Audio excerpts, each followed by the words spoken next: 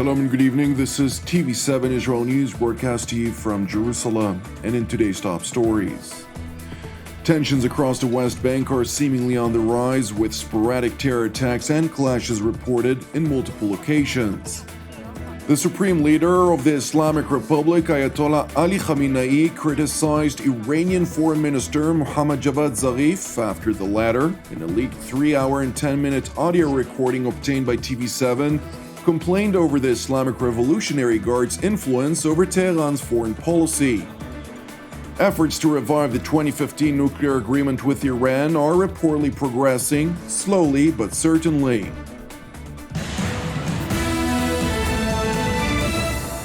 Tensions across the West Bank are seemingly on the rise, with sporadic terror attacks and clashes reported in multiple locations. While violent clashes were reported in a number of friction points adjacent to Palestinian towns and villages, including most notably in the village of Beita, which is situated south of Nablus, a stabbing attack was reportedly thwarted early on Sunday when a 60-year-old Palestinian woman with a knife in hand attempted to stab IDF troops at the main Gush Etzion junction south of Bethlehem. The incident, captured on a security camera, purported to show the troops calling on the assailant to drop her knife before one of the soldiers, in accordance with rules of engagement, opened fire, neutralizing the Palestinian woman. And while thankfully no injuries were reported among the IDF troops, the woman sustained mortal injuries. Subsequently, at approximately 6 p.m. yesterday evening, a drive-by shooting was reported at the Tapuach junction, south of the West Bank city of Nablus. According to an initial investigation conducted by the IDF, a vehicle carrying a Palestinian license plate arrived at the referred-to junction, where 3 Israeli youths, identified as 19-year-old seminary students, were standing at a hitchhiking stop. According to eyewitness accounts and based on security camera footage, the suspected vehicle pulled up next to the Israeli youths, after which the terrorists opened fire toward them, critically injuring 2 of the youth, while the 3rd Israeli sustained light injuries.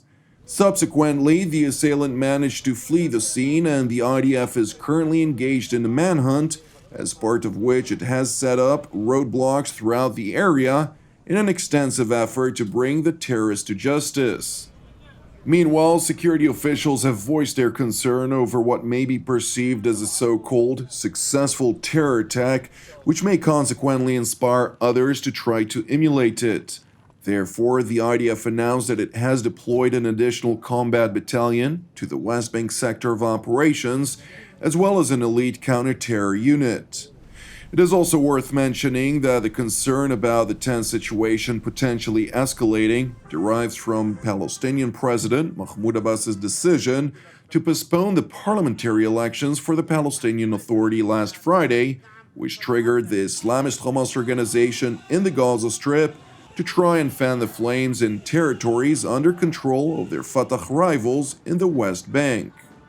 وبالتالي نحن نحمل رئيس السلطة وحركة فتح هذا القرار المجحف بحق شعبنا، الذي صادر حقوق شعبنا والذي صادر إرادة شعبنا الفلسطيني. الجماهير الفلسطينية التي خرجت اليوم في شمال قطاع غزة وفي مختلف مناطق قطاع غزة خرجت لتؤكد على شرعيتها وعلى رفضها لقرار رئيس السلطة بمصادرة هذه الإرادة وهذه الحقوق التي نزعها رئيس السلطة من أبناء شعبنا الفلسطيني.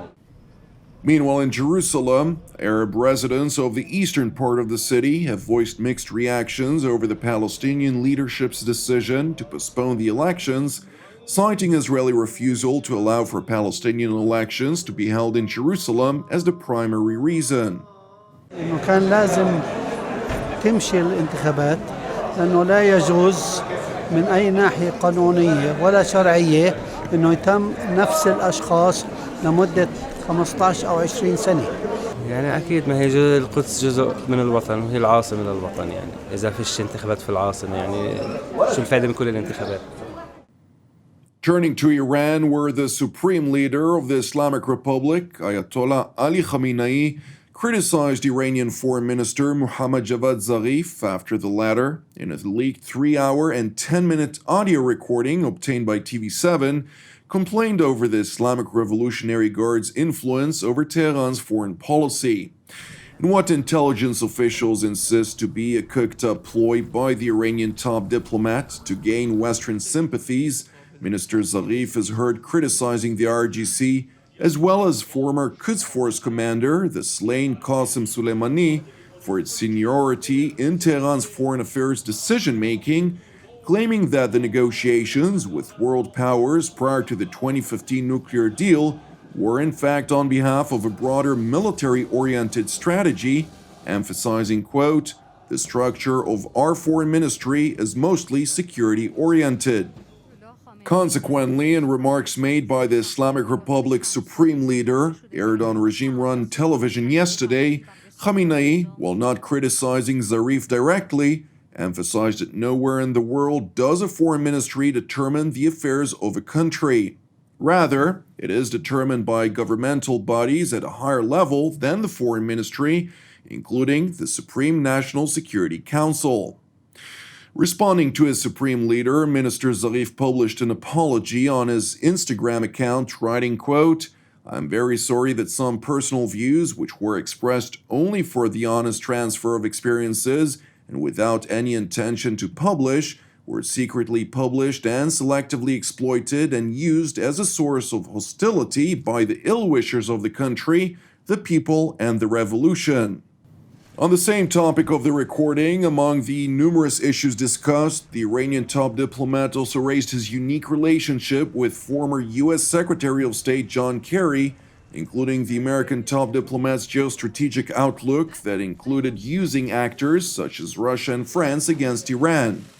Furthermore, Zarif mentions a unique encounter in which Kerry, who currently serves the Biden administration as its top envoy for climate, had informed him that Israel had attacked Iranian targets in Syria at least 200 times.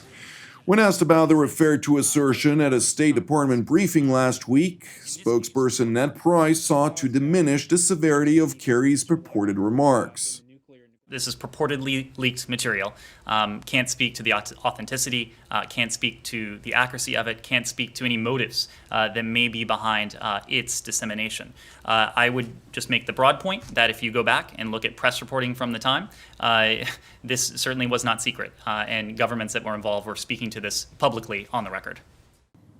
In response to the purported claims heard in the recording, the former Secretary of State published a statement of his own on his Twitter account, writing, quote, "These allegations are unequivocally false. This never happened either when I was Secretary of State or since." Turning to the Austrian capital, Vienna, where efforts to revive the 2015 nuclear agreement with Iran are reportedly progressing.